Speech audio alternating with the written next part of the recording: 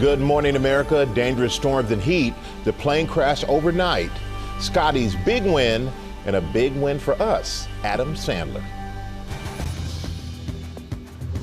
Overnight, the flash flood emergency in the Midwest and the ongoing threat right now. How is this even possible? As millions clean up after a weekend of dangerous storms, part of the D.C. metro area shut down. People trapped inside this SUV in Maryland. More drivers rescued. Plus, more than 80 million people on alert for dangerous heat. Ginger is tracking it all. Breaking overnight, the urgent rescue operation underway after a deadly Air Force training jet crash. First responders on the scene in Bangladesh as hundreds of students are trapped inside a college in the aftermath. Growing fallout over the Epstein files. Lawmakers from both parties calling on President Trump to release more files on the convicted sex offender. Dozens reportedly killed in the Middle East. Hospitals in Gaza overrun. While Israel expands its operation into new areas of Gaza and the new evacuation orders right now. New details on the Maine paddleboarder murder. Never, ever did I ever expect anything remotely like this to happen here. It's absolutely shocking. What the owner of the campground is saying about the 17-year-old suspect and what he was doing during the 2-week investigation. Cold close-up. Either they're having an affair or they're just very shy. The new fallout from the viral moment seen around the world. Power play, the WNBA players making a big statement about their future as the All-Stars put on a show. Ionescu on a deep four-pointer. For a sold-out crowd, I had myself a good time. Plus, behind the scenes with the viral Stud Buds 72-hour live stream. One more time. Yes, Chef. Scheffler winning his second major of the year with his family front and center. And are you ready for the Sandman? Answer me! One-on-one with Adam Sandler. Son of a gun. He's back in his happy place. One more time. Live from ABC News headquarters in New York City, it's Monday. Good morning, America. Good morning, America. As you can tell, we're happy. Yes, Yeah, we are. because Adam Sandler's here. Yeah, Happy Gilmore. And Adam Sandler's talking about him, talking about the interview that I did with him. Looking forward to that. And I am happy to be here with you all. We have a lot to get to this morning, including a system-wide ground stop for a major airline overnight. But first, we're going to begin with the severe weather and flooding across the Midwest and Northeast following a weekend that saw parts of Virginia and Maryland impacted. Ginger is here tracking it all, including the new dangers right now, Jen? Yes, flash flood emergencies were happening in central Illinois this morning, Robin. 5 to 8 inches of rain, and now St. Louis in a flash flood warning. 2-inch per hour rainfall rates, really going to impact your morning commute. Overnight, millions cleaning up after a weekend of dangerous storms. Roads in Seagirt, New Jersey looked like rivers Sunday after heavy rain sparked flash flooding. How is this even possible? This after a flash flood emergency shut down parts of the D.C. metro area Saturday. Bystanders racing to help people trapped inside this SUV in Silver Spring, Maryland. Get out the car! We can't, the doors is locked. Helping one woman out of the backseat window quickly, getting her to safety. First responders arriving moments later. The fire engine's wake causing the vehicle to bob in the water. Rescuers helping the driver out of the front seat and guiding her to dry land. Scenes like this playing out around Montgomery County. Rescuers working around the clock to help save stranded drivers after more than 3 inches of rain fell fast. In the Northeast, a few dozen damaging wind and hail reports like this in Cumberland, Maine. And in the Midwest, 8 million people under a flood watch as heavy rain moves across the region this morning. That flood watch goes from central Missouri right through St. Louis, where we have those warnings, along I-64, Evansville, Louisville, Lexington, most of eastern Kentucky into Huntington, West Virginia. So watch that area today for heavy rain. Hazy, hot, and humid, though, for so many others. You say, I know, it's July. Yes, climatologically, it's the hottest time of year, but this means it's even above what it normally is. And that's why I have extreme heat warnings from Wichita back through Springfield to Memphis. Some of those numbers will approach 110 for the feels like. And we're going to see this slide to the east by the end of the week and get here. So we will be warming up here. The first couple days of the week here in the Northeast are relatively refreshing in comparison. Wow, all those hundreds on the board. Yeah. Wow. All right, thank you so much for that. Ginger, we're going to turn now to the breaking news overnight. An urgent search and rescue operation is underway after a deadly Air Force training jet crash. Our chief international correspondent, James Longman, is here tracking the latest from Bangladesh. And James, we understand hundreds of students are trapped in the aftermath? That is certainly the fear, Michael. Good morning. There is an urgent rescue operation underway right now at a school in Bangladesh after a plane crashed into the campus. It was an Air Force training aircraft and it crashed into a building at a high school in the capital, Dhaka. Hundreds of students were in the building at the time and many are still trapped inside. Fire and rescue teams from the military are on scene now.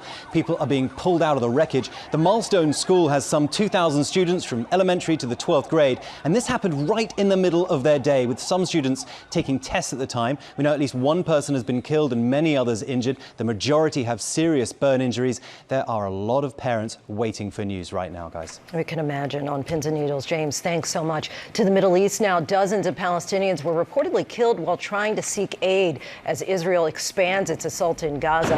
Our chief foreign correspondent Ian Pannell joins us now with more. Good morning, Ian. Yeah, good morning, Lindsay. That's right. Gaza once again under bombardment this morning after a terrible weekend of death and displacement.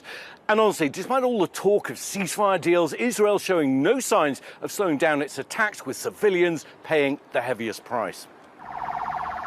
This morning, hospitals in Gaza overwhelmed with scores of people killed by Israeli troops opening fire on a crowd trying to get desperately needed food Sunday. At least 80 Palestinians killed and more than 150 injured, according to hospital officials. We raised our hands like this man says, signaling we were peaceful. Then they started firing at us. Israel disputes this number, but is investigating what happened. The World Food Programme condemning the incident as a new low point. The IDF insisting they fired to remove an immediate threat, but they haven't said what the threat was. There have been multiple killings at food sites over the last few weeks. As the crisis on the ground worsens, the UN's food programme estimating 90,000 Palestinians are suffering from malnutrition, many on the brink of starvation. Israel also expanding its ground operations into new areas of central Gaza. Over 75% of Gaza currently under evacuation orders, as seen in this map in red. The IDF now telling thousands of people in one of the few relatively safer parts of Gaza to move to so-called safe zones, many of which have already been struck by Israel. Well, guys, I can tell you that our own reporter, Dia Ostaz, has just been into that area where the evacuation is underway. He tells us that it is being constantly bombarded by Israel. Meanwhile, we've got Pope Leo intervening, slamming what he calls the barbarity of the war in Gaza after the only Catholic church inside the Gaza Strip was damaged by Israel. Robin? Yeah, we saw the Pope weighing in like that. And Ian, elsewhere in the region, the ceasefire in Syria, it appears to be holding, right? Yeah, it does. I mean, again, I think we're seeing the U.S. being involved in the region, but not necessarily in the way that Israel wants. We've got this American-brokered ceasefire between these two groups who've been battling over the weekend. Hundreds killed, bodies in the street, reports of executions and abuse. But yes, it does appear to be holding this morning. Meanwhile, I think, as I say, we're seeing these differences emerge between the Trump administration being forced to intervene to stop Israel bombing parts of the region. Robin? All right, our thanks to you, Ian. Michael? All right, thank you, Robin. Now to the growing fallout over the Jeffrey Epstein case. Both Republicans and Democrats in Congress are calling for more files to be released as President Trump is now suing the Wall Street Journal. Senior political correspondent Rachel Scott is here at the desk with us with more. Good morning, Rachel. Good morning to you guys. If one thing is clear, the president is eager to move past this. Both he and his attorney general took steps that they had hoped would quiet the criticism coming from his own supporters, but those calls for transparency continue to grow. Just days after the Justice Department requested federal courts to release more information related to Jeffrey Epstein, this morning some Republicans say it's not enough. I think it's a start. I don't think we're ever going to get to the bottom of anything, all of it. This town doesn't give up its secrets very easy. The Justice Department asked to make public grand jury testimony related to the convicted sex offender. Writing in a motion, transparency to the American public is of the utmost importance to this administration. But releasing those transcripts will likely be a lengthy process that could require hearings with a judge to determine the impact on victims. Epstein's former lawyer says the information requested from the grand jury is likely only a portion of what's within the full files. Grand jury information is narrowly tailored by prosecutors only to provide sufficient evidence to result in an indictment. The president had hoped the move would get his supporters to turn the page, but this weekend acknowledging nothing will be good enough for the troublemakers, adding, even if the court gave its full and unwavering approval, it will always be more. Democrats joining the calls for transparency. So, to me, as a former prosecutor, there are times when you release things for the good of the country. This is one of those times. The president instructed the Justice Department to seek the release of the grand jury testimony just hours after a report from the Wall Street Journal, alleging that he sent Epstein a letter to celebrate his 50th birthday in 2003. Trump now filing a $10 billion defamation lawsuit against the paper, including owner Rupert Murdoch, saying the Journal falsely claimed that he authored, drew, and signed a letter to Epstein containing salacious language and that no authentic letter or drawing exists. Dow Jones telling ABC News, "We have full confidence in the rigor and accuracy of our reporting and will vigorously defend against any lawsuit." ABC News has not confirmed the existence of the letter. So over on Capitol Hill, there is a bipartisan push for a vote that would call on the DOJ to release the full files. But that vote would largely be symbolic. Congress has no legal authority to force the administration to release anything, but it would get Republicans on the record about where they stand on this issue. And just the fact they're even talking about this vote really underscores just how much pressure the administration is under, guys. That's true. And people want to know about this. And you got a new show, What You Need to Know, that debuted. We're going to have you talk with that. Excited about that later. that. Okay, you and James. We'll see you a little bit later. Thank you, Rachel. But now, the close call between a passenger jet and a U.S. Air Force bomber. The Delta connection flight was forced to make an aggressive maneuver to avoid a midair collision. Transportation correspondent Gio Benitez is here with more. But first, Gio, tell us about the system-wide ground stop for a major airline overnight. Good morning. Yeah, Robin, good morning to you. Let's start with that IT meltdown overnight for Alaska Airlines. We saw all of those planes just grounded at SeaTac, that's at Seattle-Tacoma International Airport. The IT outage happened around 8 p.m. Pacific, causing a temporary system-wide ground stop for Alaska, canceling more than 50 flights, delaying more than 200. Now, that system is back up this morning, but we are still seeing a number of canceled flights, so watch for that. Meanwhile, separately, a very scary situation for passengers on a Delta flight, the pilot making a hard turn to avoid a B-52. This morning, another alarming close call in the sky. Sorry about the aggressive maneuver. It caught me by surprise. This is not normal at all. A Delta regional jet on approach to Minot, North Dakota on Friday, forced to make an aggressive maneuver to avoid a mid-air collision with a B-52 bomber, according to the pilot. It's unclear how close the two planes came to each other. All of a sudden, we just kind of jerk really hard to the right. He just kept taking more turns and more turns, and he gets on the announcement and says, I'm sorry, everybody. I'll explain everything once we've landed safely, which was kind of a red flag. The pilot can be heard apologizing to passengers after landing. I don't know why they didn't give us a heads up, because the Air Force Base does have radar, and nobody said, hey, there's also a B-52 in the pattern. SkyWest, which operates the regional jet, saying the jet landed safely in Minot after being cleared for approach by the tower, but performed a go-around when another aircraft became visible in their flight path. We are investigating the incident. The Air Force saying it is looking into the matter, telling ABC News, we can confirm that a B-52 aircraft assigned to Minot Air Force Base conducted a flyover of the North Dakota State Fair Friday evening. And we should tell you that ABC News has not been able to confirm the exact location of that B-52 in relation to the Delta flight because we just don't have access to that military radar. But that investigation is very much underway right now, guys. Tragedy averted there, Gio. Thank you. Now to the WNBA All-Star Weekend, living up to the hype. Robin, you were there for that. Lara has all the biggest moments, including the big statement during the warm-up. They took some song lyrics, put it on their shirt. They sure did. Good morning to you, Lindsay, and good morning to you. So WNBA All-Stars made 2 statements at the game over the weekend. To be exact, we can pour in points as well as the men. That was number 1. And we demand to be paid what we're worth. Over the weekend, WNBA players sending a clear message to the league during All-Star Weekend. Players warming up ahead of the big game, wearing shirts that read, "Pay us what you owe us," highlighting an important issue in their upcoming collective bargaining agreement. They want better salaries and increased revenue sharing. I see a bunch of strong women who aren't going to back down and fight for what we want. Fans echoing the call for change. How about Paige?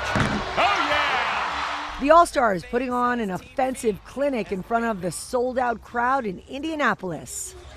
Ionescu on a deep 4-pointer.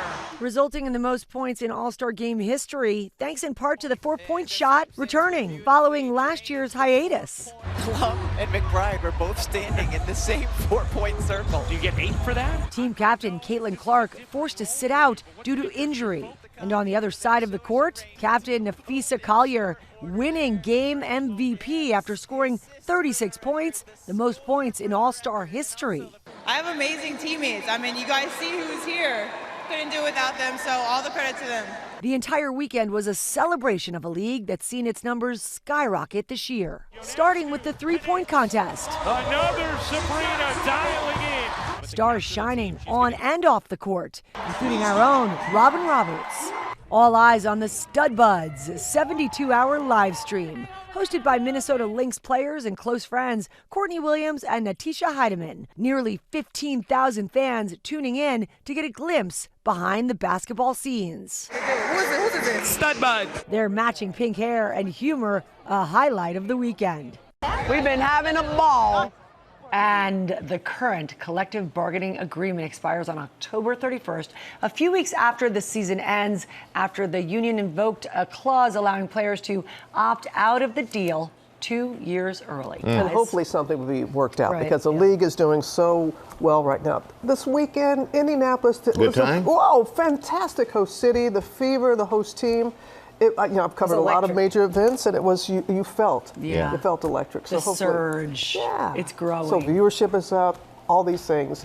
Got to make some more money. Got to make some more money. Well, you know, yesterday's price, not today's price. Oh, you know the lyrics.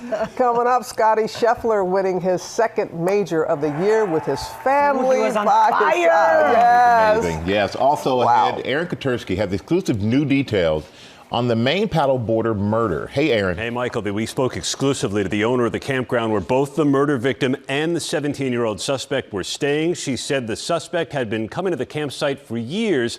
How she says he tried to lead investigators astray. That's all coming up. Also had a moment no one has seen at all. The Coldplay concert. The married CEO caught on the kiss cam with the head of his company's HR department, the fallout, and how this has turned into a cultural flashpoint. Coming up, there's a new study about young kids using smartphones and how it impacts their mental health. Dr. Tara Narula is going to break it down for us. We'll be right back. Send them home. I just send them home. It's time to go home there, ball. Why didn't you just go home? That's your home! Are you too good for your home? Answer me! Here it goes, here it goes. Back here on GMA, Happy Gilmore is back. Oh my goodness, Michael sat down with Adam Sandler to talk about the highly anticipated sequel. Never gets old. Never gets old. Also, we're going to talk about the Sandman's fashion. Always That's coming up. It's an icon. That's in our next hour. But first, new at 7:30, at least 5 people were killed in a deadly ferry fire in Indonesia. Passengers wearing life jackets dove into the water to escape the flames. Nearly 300 people had to be rescued. The cause of the fire is still under investigation. Also, the younger brother of late NFL player and Army hero Pat Tillman was arrested on suspicion of arson. Richard Tillman allegedly rammed a car into a post office in San Jose, California. Investigators are looking into the possibility if it was an intentional act. Also, Microsoft issued an urgent update overnight to its SharePoint software. Used by government agencies and businesses, it was targeted by hackers. The FBI said it was working closely with the federal government and private sector partners on the breach. And you have to look at this. The 2025 NFL Flag Championships, and Bryson Wright of Jaguars Elite making this incredible one-handed grab in the end zone. Wow. I mean, going up and over one hand. Odell Beckham Jr. style there, you know. Right. That's absolutely crazy what these guys can do right now. Congratulations to him. And here's Patrick Mahomes' reaction, writing, "Yo, what?" Yeah, that's all you get out of Patrick Mahomes. It's a good day. Yep. And also with me, he had the 3 laughing, crying emojis on it. The wide receiver from Jacksonville, Florida, has already received offers from some big-time college programs. That right there may get him a few more. He's got an offer from Florida, Georgia, Tennessee, and Texas. No surprise. Good luck for him. Looks like a bright future ahead. Unbelievable. Unbelievable. And we're going to turn now to new details on the killing of a Maine paddleboarder, as a 17-year-old has now been charged with her murder. The campground owner is sharing exclusive new information with ABC News, and Chief Investigative Correspondent Aaron Katersky is here with more. Good morning, Aaron. Good morning to you, Michael. The owner of the campground knows all of her summer renters, and at first, she thought Sonny Stewart's killer had to be a stranger, not someone living among them under her nose, and certainly not the teen she described as awkward and dorky, who's now charged with murder. Nobody was looking for a child. We were looking for an adult. This morning, the owner of the campground where Sunshine, Sonny Stewart, and the 17-year-old now charged with killing her both stayed is speaking out. Never, ever did I ever expect anything remotely like this to happen here. It's absolutely shocking. Catherine Lunt, the owner of Mic Mac Campground for 18 years, met Stewart in April as she was setting up camp for a summer on the water. Sonny was very excited to be on the lake and paddleboard, and she said if you knew any kids that want to learn or any adults, we could do yoga on the beach. Early evening July 2nd, Stewart took a swim, then hopped on her paddleboard to explore splendid Crawford Pond. She never returned. Police found her strangled and bludgeoned to death on 100-acre island. While rescue teams searched the water for answers, Lunt reviewed her surveillance cameras for any sign of the killer. I know every vehicle that comes in this campground. I know every camper. I know where they work. I know what they do for a living. I decided that it was best for me to review the footage because I was looking for a stranger, somebody out of the ordinary. 2 weeks later, authorities identified the suspect as 17-year-old Devin Young. Young was taken into custody Thursday and charged with depraved indifference murder. Prosecutors said they intend to try the teen as an adult. I looked at the surveillance, went back to the surveillance cameras to see where he was at the time, and those surveillance videos indicated he was on the lake at the time. Lunt said the teen had taken out a small fishing boat less than an hour before Stewart went paddleboarding. She said there's no indication the two had ever interacted at the campground. His family has visited before, and Lunt said during the 2-week investigation, he went nowhere. The fact that this individual was in this campground for 2 weeks is haunting. He was not on anyone's radar. That whole week he was offering campers help with different tasks that they were doing. He acted like nothing ever happened. Lunt said Young even tried to help the case. He volunteered. He said he had some information, and he took him in the opposite direction of where Sonny was found. Now the shaken community is remembering the woman known as Sonny. She was just a shining light that was so excited to be here and enjoy her summer. Somebody lost their life, you know, a beautiful individual just going out for a paddle and never came back, you know, and that's not fair.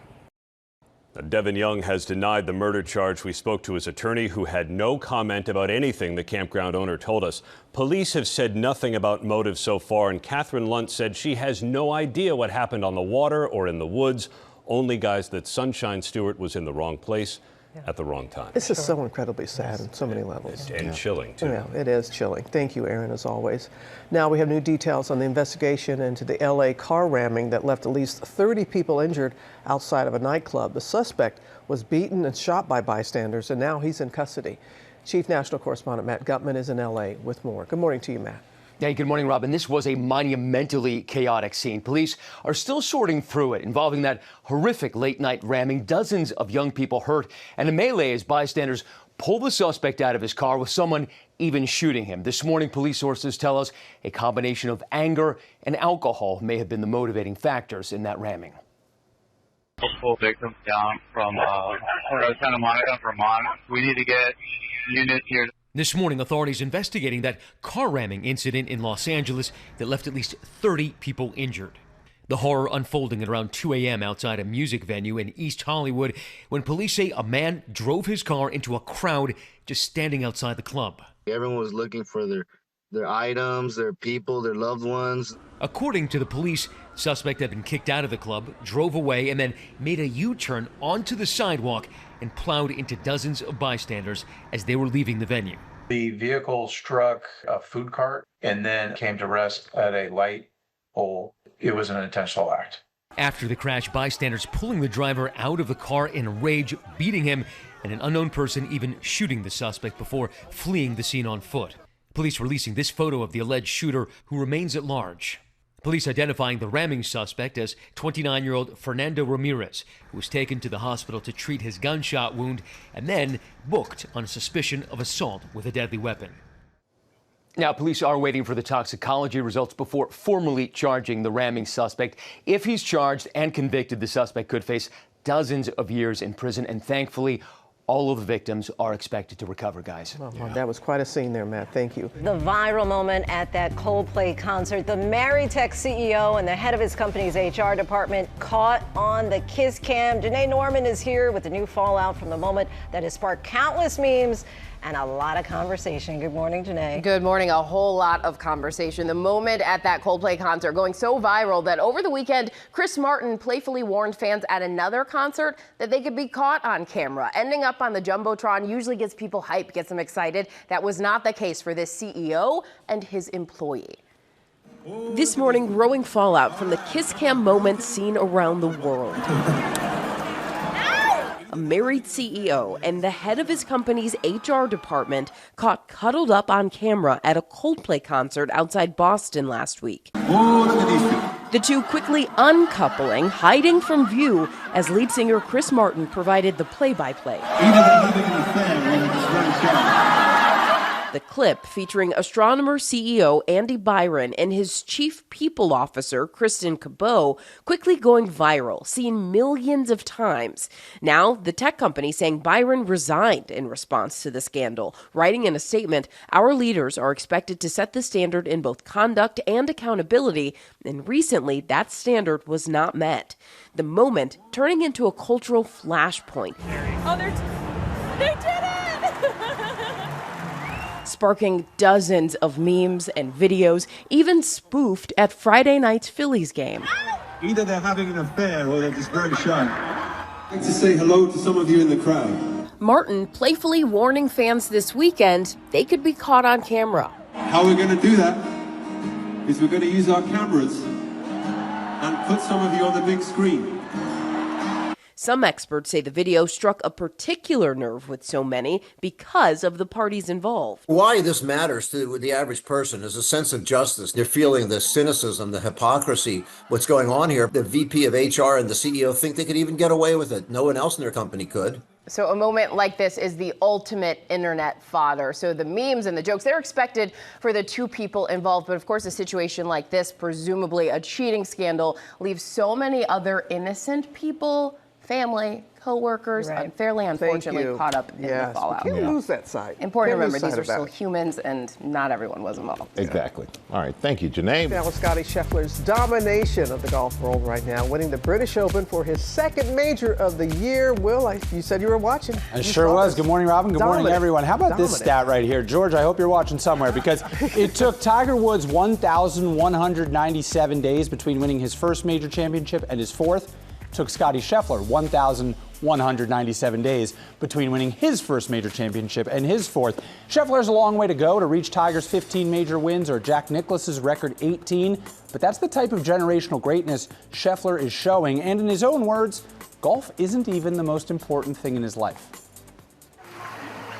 And Scotty Scheffler has his Open Championship. Across the pond Sunday, Scotty Scheffler cruising to his first ever victory at the Open Championship.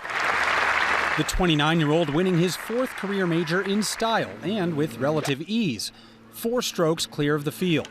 The win in Northern Ireland now leaves Scheffler just one major away from the career Grand Slam. Only the U.S. Open has eluded him thus far.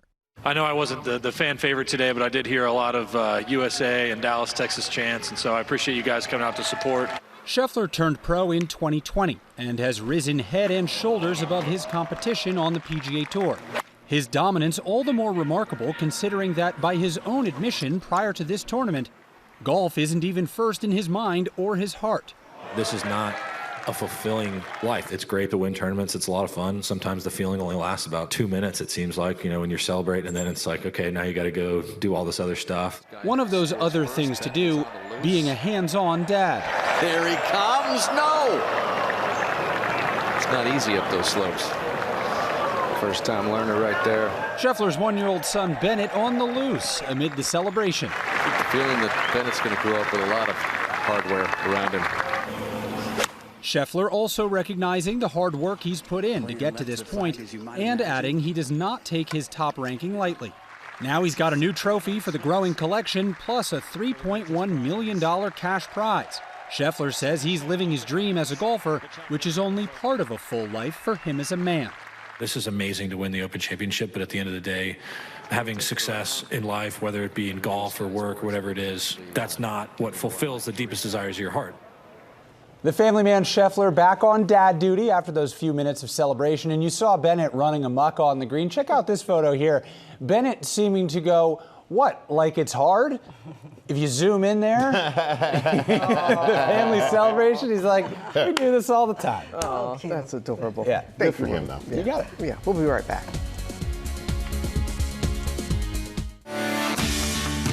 Good morning, America. It's 8 a.m.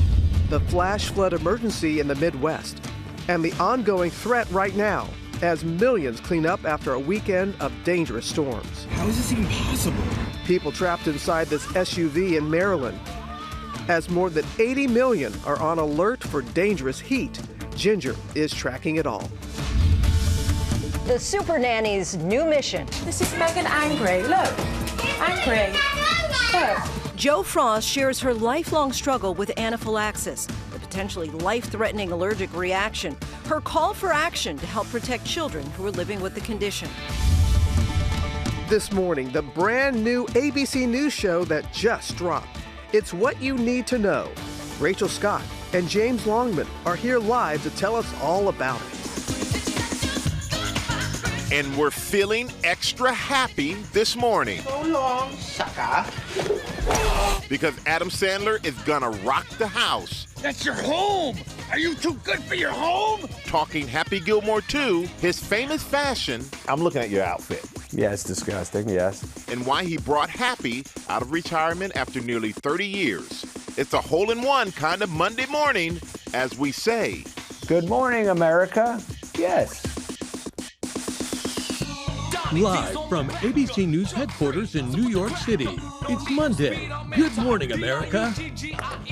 We do say good morning, America. Looking forward to your conversation with Adam. Yeah, fashion plate. It's a vibe, you know? It's a vibe. He's always a vibe. Love it. A great guy. Cannot He really wait is. to everybody see that. Also, we have Tori Johnson kicking off a week of deals and steals for products designed to turn back the clock, all 50% off. And just ahead, our chief medical correspondent, Dr. Tara Narula, is here to break down a new study that found an alarming connection between kids under the age of 13 using smartphones and mental health issues. Parents, you will not want to miss that. Definitely not. But first, we have a look at the top stories breaking at 8, starting with the severe weather and flooding across the Midwest and Northeast, following a weekend that saw parts of Virginia and Maryland impacted. Ginger is here tracking it all, including the new dangers right now. Good morning hey, again, good morning Ginger. to you, Michael. So pretty amazing rescue video, just strangers that are walking by helping people out of this van, but then the fire truck comes through and it's bobbing with the flash flooding there in Silver Spring, Maryland. Thankfully, everybody did get out okay, but that was just one spot that saw flash flooding over the weekend. We also had it in Seagirt, New Jersey, filling the roads there. So we're going to see more where that came from. And this morning, we've seen flash flood emergencies in Illinois. There's been a flash flood warning in St. Louis, but all along I-64, or if you're traveling along 75 in Kentucky, you're going to want to watch this for later today. 2-inch per hour rainfall rates not out of the question. The other big headline is the heat. Yes, it's mid to late July, and this is climatologically the time of year where we are hot, but this is hotter than hot. is normal for this time of year. That's why we have extreme heat warnings, and it's not just one day. It's the overnights, it's cumulative. Some people are going to be 4 or 5 days here. You have heat advisories from New Orleans to Miami, Mobile, up to Nashville, and even Kansas City. We're talking about easily up to 100 and over 110 for some. So extreme heat watch includes Chicago. That's going to build through the midweek, and then we're going to get into it. So even though it's pretty refreshing in the mid-Atlantic Northeast for now, look at the numbers. By Friday here in New York City, it'll feel like 97, Robin. Yeah, but like Michael said earlier, a lot of triple digits on that board. Thank you, Ginger. Now a GMA health alert on children and smartphones. A new study out overnight finding a link between kids who use them at a younger age and worse mental health outcomes when they become adults.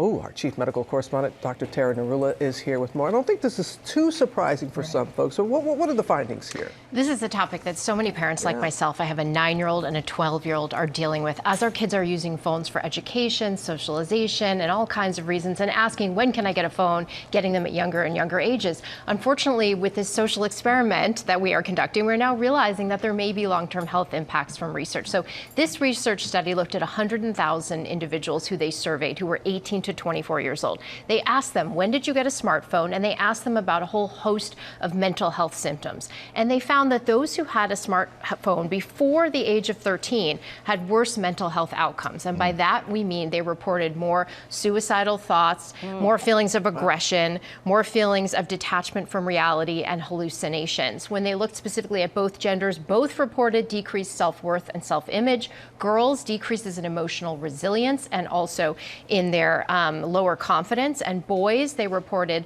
less calmness, less stability, and a decrease in empathy.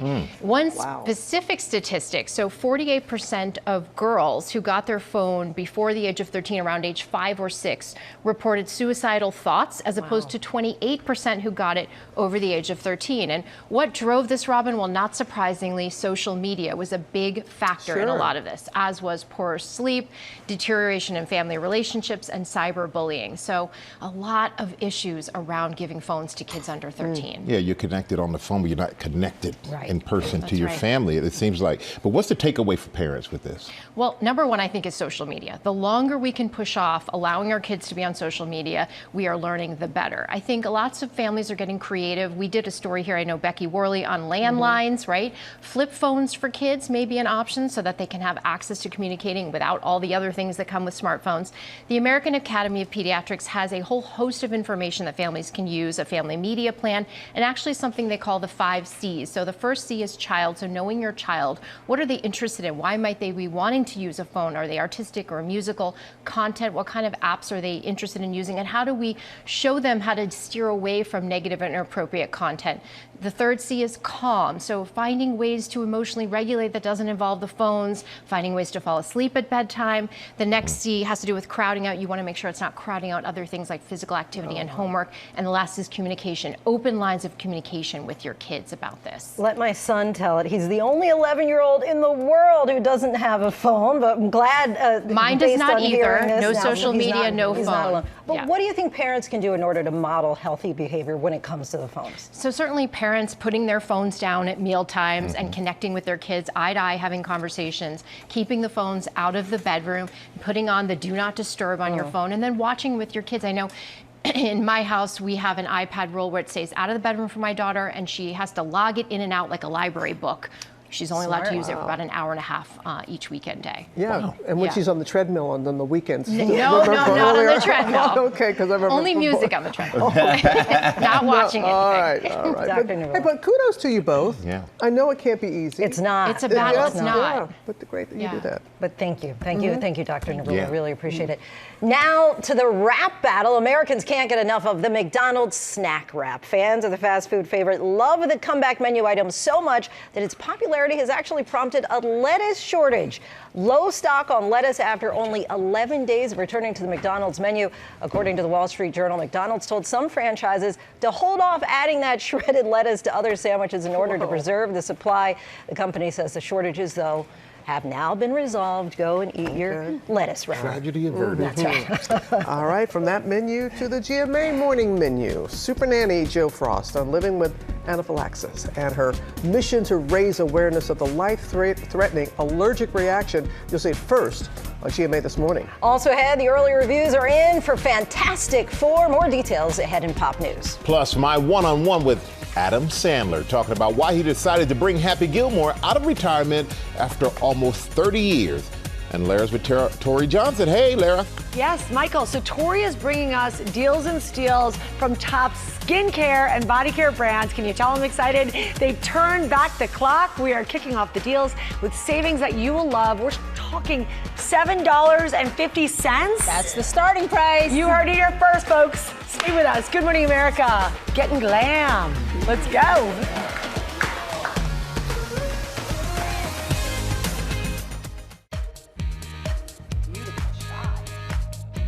What'd you say, Lara? Beautiful shot Isn't out it? there. Beautiful What a morning. day. Back here on GMA, tomorrow, you're going to see two of the funniest guys we know, Jimmy Kimmel and Martin Short. Both are hosting game shows that promise to have lots and lots of laughs for us. All right, we'll see that tomorrow. But now to our GMA cover story, Super Nanny Jo Frost on living with anaphylaxis, the potentially life-threatening allergic reaction. It's been a lifelong struggle, and now she's trying to raise awareness.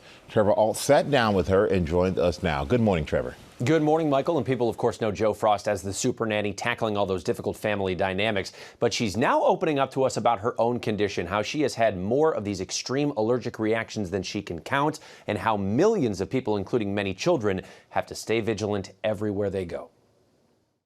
I feel like I'm lucky I'm still here.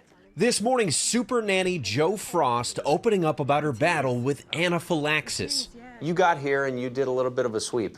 I did. Around the area. I did. It's natural for me to do that. It's like Terminator, kind of just like scan every room I come into. It literally could threaten my life. It could kill me. With her condition, coming into contact with nuts, shellfish, or horses causes a dangerous allergic reaction called anaphylaxis. Even particles floating in the air can make her ill. My ears start to itch, and at the same time, my eyes start to swell, and then I just get flooded with saliva. I cannot breathe. I will become dizzy. You know, I'm getting hot just thinking about that. The super nanny star's now hoping to bring awareness to the condition, which is experienced by 1 in 20 Americans. It essentially can shut down your cardiovascular system. It can cause life-threatening drops in blood pressure. It can affect your breathing. Frost says advocating for herself has not been easy because a lot of people are uneducated about the dangers. I mean, airlines. I mean, I you know, when I was filming, 48 weeks a year, you know, and that was a really tricky thing. And when they are literally handing out something that could kill you. Yeah, and people get territorial over their peanuts. I mean, it's insane. She first shared her condition 5 years ago on her hit reality TV show Super Nanny. The children have anaphylaxis, which of course has created a lot of anxiety. As someone myself that lives with anaphylaxis, I totally get it. And she's still passionate about keeping children safe. So she's now calling for instruction for people who work at restaurants and daycares. I want health and safety standards. You know, I want families that drop their toddlers off to daycare to feel that their children are in the care of staff who actually are trained with anaphylaxis and allergies. Because if that's not, then you might as well put a loaded gun in my face, because that's the threat that you've just given me.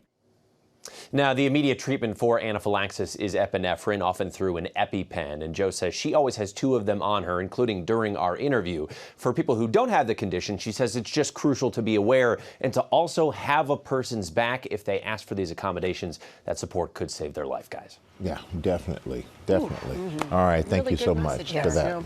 Yeah. Time now for Pop News. What you got for us, More important Claire? messages coming your way right now in Pop News. We're going to begin with just a fantastic morning for one of the most anticipated movies in the Marvel Universe. Of course, I'm talking about Fantastic Four, First Steps. It has been screened before it's released this Friday, and critics, guys, are loving it. One calling it quite possibly, and I quote, the best Marvel Studios film ever released. Wow. And Wow. the visual effects are being described as, and again, I quote, stunning and immaculate. Another critic calling the movie a triumph, going on to write on X that Fantastic Four is a pitch-perfect script backed by great performances, particularly from Pedro Pascal. And more good news for all of us. The entire cast of the film, including Pedro, Vanessa Kirby, Joseph Quinn, and Eben Moss-Backrack, will be right here. Move over on this big couch because they're all going to be here in studio this Thursday to tell us about the making of the film. And then Fantastic Four First Steps hits theaters nationwide on Friday. Those are incredible reviews. Yes. Wow. Congratulations to the makers of that. Looking forward to meeting the whole gang. And let's sprinkle in a little magic, shall we, this morning? Because I like how you both did that. We all did it at the same time. Practical Magic 2 has officially started production. Nicole Kidman taking to Instagram to post a behind-the-scenes video of herself, and yep, there she is, our friend Sandra Bullock on set. Day one of filming, writing The Witches are back, the Owens sisters' first day on set, and the comments section, do a little digging because you'll see there are some pretty well-known fans out there who are so excited for the sequel. Jessica Alba sent clapping emojis, Reese Witherspoon writing, makes me so happy to see this, and Sex and the City's Kristen Davis posting, so excited. But guys, we will all have to wait just a little bit. Practical Magic 2 is in production now, but it's going to need a little magic, I guess, because it does not hit theaters until September 2026. It'll be worth the a little wait. time worth the wait. And then also this morning, we want to wish a very happy birthday to Selena Gomez. 33 years young tomorrow, but over the weekend she got the party started. She got a head start on her festivities, celebrating her big day with some famous friends at a 70s themed party thrown by fiancé Benny Blanco and her BFF Taylor Swift. Selena posted some photos of she and Taylor, there they are, on Instagram, sending Swifties, of course, into overdrive. Oh my gosh. Selena also shared other snaps from the party that had some serious fashion going. Love these looks. In the caption, she quoted that the past year has been truly the most beautiful year of her life and that she owes so much of all that to her fans. Another big milestone is on the way for Selena, guys, her wedding. No official word on when it will be, but according to some sources, it will be happening in the fall. I hope she keeps it quiet. Yeah. I hope it's just perfect. She is such a lovely She's young lady and deserves all the very best. So happy birthday to you, Selena. And then finally, we want you to meet the mini maestro who just played Carnegie Hall. 5 years old, guys. Alec Vaughn is now the youngest person to ever perform at the storied venue here in New York City. Look at that face. Precious little devil. So it was at the New York Classical Debut Awards Gala concert. His father, Joe, is also, by the way, a musician, said that Alec learned to play at the same time. There it is. And he learned to play. Just listen to this for a second. He's 5 years old. So he learned to play the piano. When he learned to walk, not pushed into it, he would toddle over to the piano and just bang away, according to his dad. And soon they noticed that his tinkering sounded pretty darn good. Dad says Alec was born with the gift of perfect pitch, something only 1 in 10,000 are lucky enough to have. And that's the ability to hear a note and replicate it without any instruction. Just absolutely hear it and know what note to play. What a gift, and he sure has it, guys. That's Pop News. Very talented. Thanks so much, Lara. Ooh, we'll get the deals and steals. Tori is here kicking off 4 days of products that turn back the clock. This morning, it's all about skincare. My glam fam is very happy. I know. Let's take a stroll down here. We got to reveal that it was like a couple months ago that I saw a picture that you posted. I think it was your profile picture on X. And I sent it immediately to Elena, and I was like, what is this woman doing? Why is her skin so perfect? Or is this Photoshopped? She's like, she don't Photoshop. That's the real deal. I think maybe you were in Key West because you had on that big hat. And she said, it is this. And I said, why haven't you told me about Centellus? And she said, I've been using it for a couple years to see if we noted any difference. Oh boy. And boy, do we. 2 products in particular. This one right here, you recognize, because every single morning, Elena is putting this on your face. This is their luxurious youth serum, filled with all of the, it's like, I don't even need to tell you what's in it. I'm just looking at your face. And then this one right here, second layer, the Vitality Serum. Look at Keisha. She's like ready to shop. She is ready to shop. All of these super luxurious skincare made in France. Elena approved. Swears She by it. curated this assortment for me. I'm excited because it's all 50% off plus free shipping. You got it. Way to make You your got debut. It. You got it. Okay. Great. Next up, Clean, making also their GMA Deals debut. This is all about luxury fragrance that's designed to be layered and that's also designed to be long lasting. So the scent that you smell in the morning is going to be the same as when you get home from work. We've got a big variety of options for them. I like the rollerball I do sets too. because it's a good way, A, for travel, but also to discover your favorite scent because we've got really great assortments. And then we also have in this kind of teal box, that's their Reserve collection. It's their H2O EAU. And what I love about that is that it's an alcohol-free formula, water-based, really great for sensitive skin, and just nice, fabulous scents that come. So like, think golden citrus, brilliant peony, clean. musk Very clean. noir, really nice, very clean. All slash and half starts at $10. Keeping this one, okay. Okay. Oh, these are some favorites we have We now. do have some Yeah. favorites. This is Dr. Brandt. This is Med Spa grade face microdermabrasion. Really great. It's a good exfoliator. I've been using this, I think, for years. It's the one that I've stuck with because I haven't found something I like better. I really like this one. We also have their Bright This Way Description, a really good brightening serum. All of the products, you guys know and love them, favorites. Those are a couple of my personal favorites. You choose what's best for you. All 50% off and free shipping from Dr. Brandt. Okay. Another making their deals debut. Matter of fact, recommended by viewers as soon as I checked it out. Very positive reviews at Sephora. I said, check, I like this. So one of their best-selling products is this one right here, Maximalist Age-Defying Moisturizer. It's a really great moisturizer, just one pump, and you'll see that it comes up here. You swipe it, put it. I tested for my hands, but you do it on your face, obviously. That's where you're gonna use that particular product. It's easy, just gives right? you enough. It's just easy because you don't need a lot for it to work well. I'm also adding to cart today this one right here, Wrinkle and Texture Concentrate. Haven't used it, but I'm going to. Everything slash and half starts at $21. Another Murad, popular, yes. Hugely popular. Two big fan favorites. The Pore and Wrinkle. These little tubes right here. Look for them. You will see them. You see them right in front of your screen there. All slash and half from Murad plus free shipping. So much free shipping. Finally, number 7. This is another fan favorite. Standard. I think Lara was already shopping. She was adding to cart this morning. She was taking pictures of what she was buying. Then she sat down and did her shopping. One of their best collections, Future Renew. This is the one that's going to target visible signs of aging in as little as 4 weeks. But we've got a huge assortment from number 7. Choose what works best for you. 50% off plus free shipping. You got it. Oh, and we partner with all these great companies with their products, and you can get them on our website.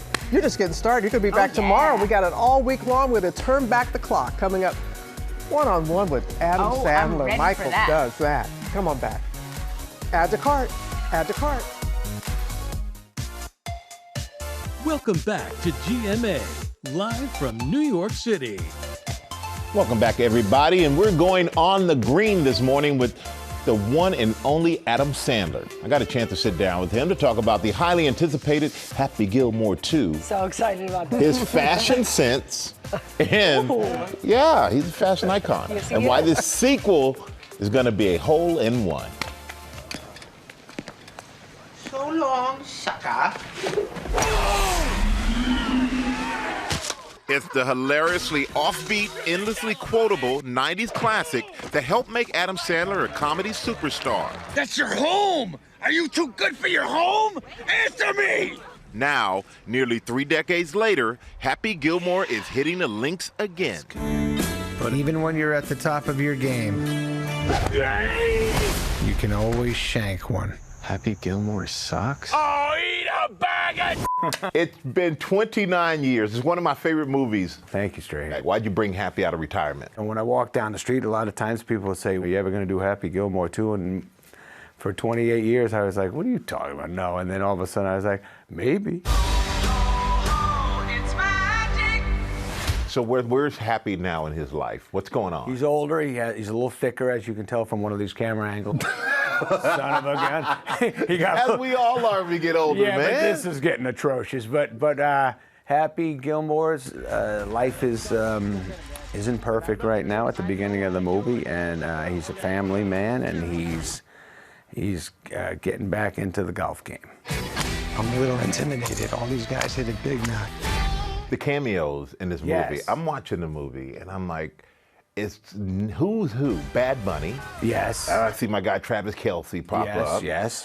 It's great to see you back, Mr. Gilmore. And you had every professional golfer, Yes. the best golfers in the world, Yes. all in it. How did you convince everybody to say yes? I don't know how it happened. We wrote them stuff. Everybody was kind enough to come. Everybody in it did a great job. Every day someone cool would show up and we'd hang out. What the hell is happening? The thing that blew my mind, I'm watching it, it's a family affair for you. Your wife's in it. Yes. Your daughters, Sadie and Sonny. Yes. They both were awesome and Thank excellent you. in the movie. So what do they think of the original Happy Gilmore? Oh, that's funny, man. All my, they like Happy Gilmore. I would come home while the kids were growing up and see them sitting on a couch and with their friends, and one of my movies would be on, and I'd hear my voice, and I'd be like, uh-oh, what's the response going to be? And 99% of the time, they did the right thing. And on occasion, they would stare at me like, how did you do this? And I'd be like, hey, that was a long time ago.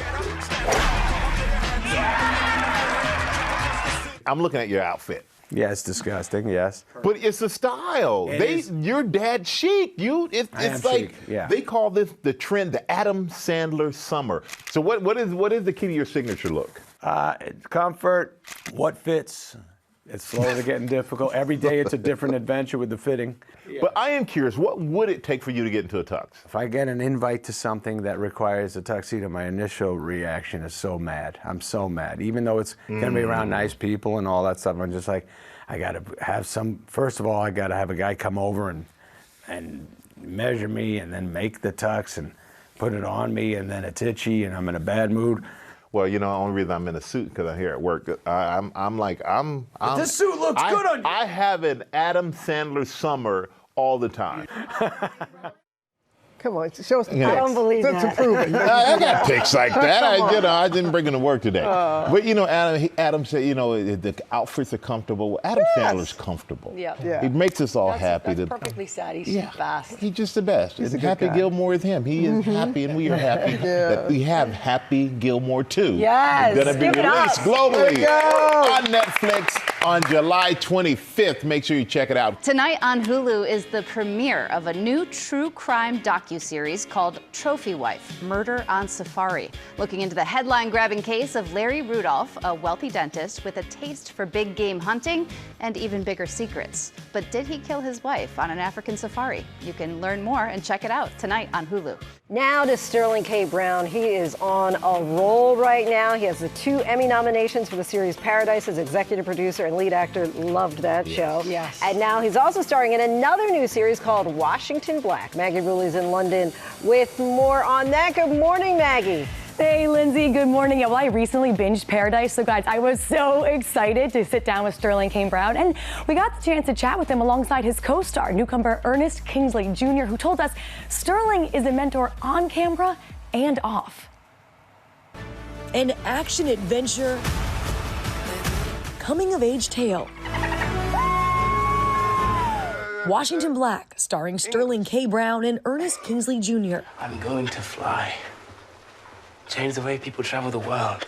who shared just as much love on camera as off. Your relationship on screen is so close. Clearly off screen, you guys had a really special relationship as well. Tell me what it was like.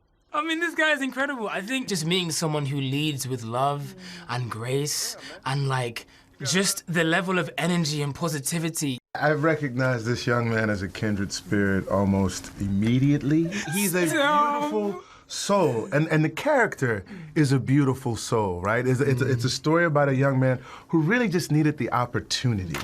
Ernest stars as George Washington Black, a young man on the run after escaping slavery in Barbados. His curious mind and knack for science taking him on adventures all over the world. You have a story of someone who perseveres and carries himself with so much hope and faith and love, you know? And I guess that was more of what I needed in my life at the time. I'm not sure if we've ever really seen a coming-of-age story where the main character is a slave. Come on, Mac. This is what drew me to this story. Yeah. You start in these awful circumstances, right? Yeah. But then you wind up going on this globe-trotting adventure, the power of imagination that exists within this young man to take himself to another world. There's a moment when the character goes to Iceland, and I was like, I've never seen that before. I've never seen a little black boy free in Iceland before. I was like, I want to make that show. I want to put that image in front of the world. Sterling pulling double duty, starring as well as producing the ambitious series. It was Herculean. It was Herculean. Yeah, it was Herculean. I do like that. Herculean. It was Herculean. Sterling's new role, just the latest in a blockbuster year, earning his first Oscar nomination for American Fiction, and announcing season 2 of Paradise, a series he also stars in and produces. Can I ask you about Paradise just a little bit? Because I recently binged it. Yeah. And I can tell you whatever you want to know. Whatever I want to know. What happens next? Okay. Season 2 will be in 2026. Nice. It's going to be great. We have Shailene Woodley, who's going to be part of the cast. She is... Dude, you would love her. She's absolutely wonderful.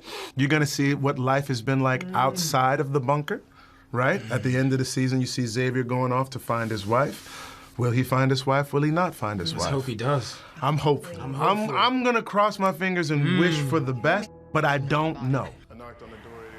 Guys, Sterling also has a podcast with his wife, and they have 2 kids. And, I asked him, how do you do it all? And he said, one day at a time, and I always stay grateful. Well, we can all check out the new Washington Black. It premieres this Wednesday, July 23rd. You can see it on Hulu and Hulu on Disney+. Guys. Maggie, thank you. That looks awesome. Hey, Indianapolis is still buzzing after an incredible WNBA All-Star Weekend. Fans came from all over the world to celebrate their favorite basketball stars, but there was empowerment happening too, on the court and off. And Lori Bergamato has the story. Hey, Laura. Hey, Lara, that's right. The WNBA All-Star Weekend was about uplifting women on and off the court. This segment is sponsored by Lilly, and they're dedicated to raising awareness of the importance of breast cancer screenings and the impact they can have on women's health. We sat down with ESPN's Andrea Carter and Hannah Storm to learn more. Take a look. Basketball's best showed up and showed out. Connects on a 4. At the WNBA All-Star Weekend in Indianapolis. And while the women took center stage on the court, women's health was also on full display. I love WNBA All-Star Weekend because it's just celebratory. These players, they're so talented. Every time I watch these athletes compete, I think they're so healthy, they're so fit. There's so many things about them that inspire me to take care of myself. I also just feel like better play is only going to help the product.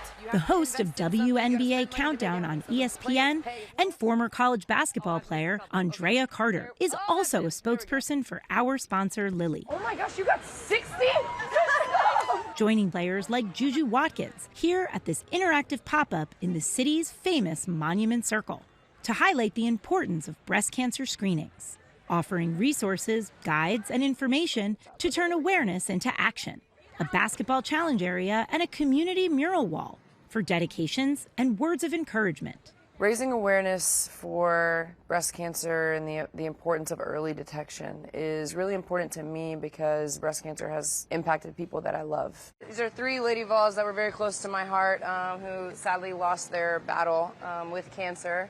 Lilly also providing free mobile mammograms with these vans that can go almost anywhere to make access easier for everyone. People all weekend see 99 everywhere, and I hope it's a number that sticks into their brain and sticks with them because of the message that is behind the 99.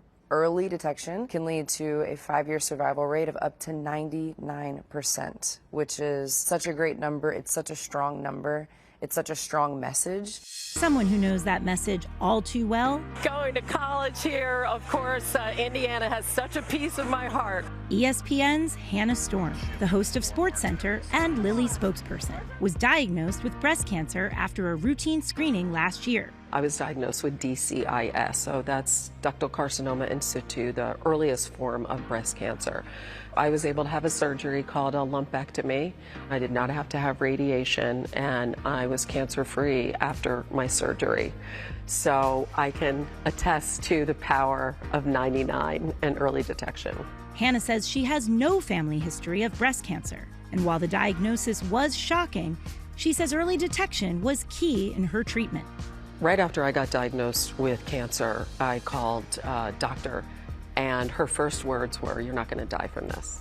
On the heels of the fear and shock and surprise of being diagnosed with cancer, having that team, having that in your corner, having that game plan, it is all derivative from the knowledge that you're getting from testing.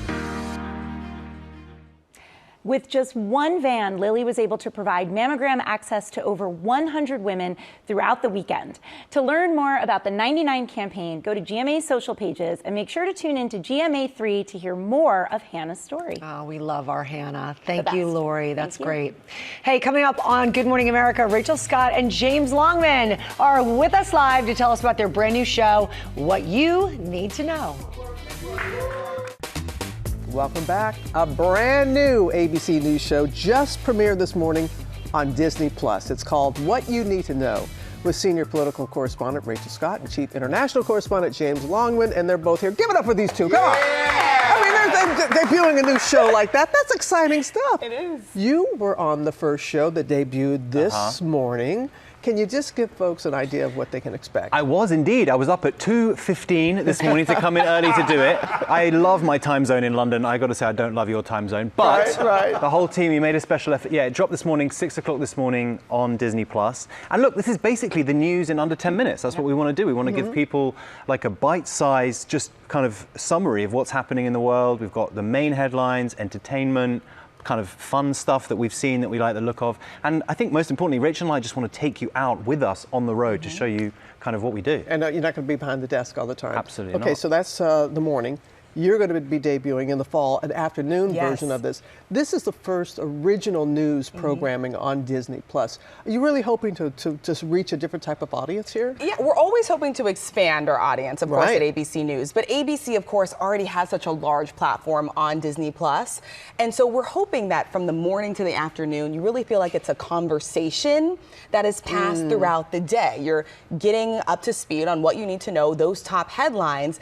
But also, too, you're going to get the same context and analysis that you're used to seeing right here on Good Morning America and World News Tonight. We're going to expand on that on this new show. Okay, 'cause I know some folks are wondering now, but we love seeing you in the field. We see you all over the world, literally, both of you. Yeah. So you're going to still be able to, when you're on assignment, be able to do the show? I mean, it's not just that we're able to, that's actually the force of this show. I think that's the beauty of it. I mean, I've been to, I think, maybe now 60 plus countries for ABC since I've been here. This show, I'm going to be able to take it on the road wherever we go. You know, Rachel and I, we get so many messages from audience wanting to know what it's like where we are, wherever we go. I mean, this lady is with Donald Trump basically all the time. I keep looking up at my TV, I'm like, Rachel Scott's there again. And you get such amazing access, and the same is true of my job. I feel so lucky. You go all around the world to these amazing places. So the primary purpose here is to give the people the news, but also alongside it, they're going to see a little bit more of what we do. It's one of the best parts. Yeah, it's one of the best parts, Robin. I mean, we love our jobs. We love being reporters out in the field, and we hope that the viewers get a sense of how much we love the reporting that we get to do day in and day out.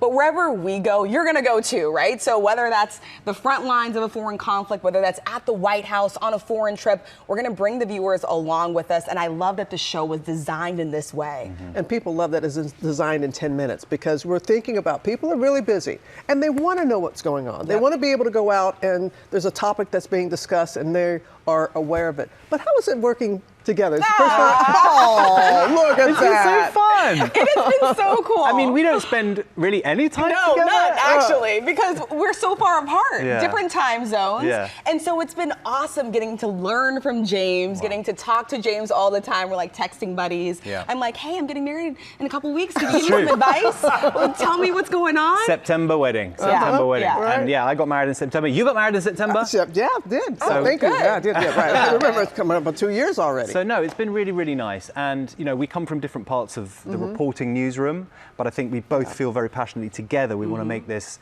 you know, really cool and conversational and just new and fresh and fun for people to tune into. That cool and conversational. Yeah. Well, Well, September weddings rule right here on this couch. I mean, good luck sitting next to you two. I mean, that's good vibes for sure for September. I mean, it sounds like she's going to have an amazing Yeah. Are you going to take a little time off? I am. Not too much time. I'll be back. You know.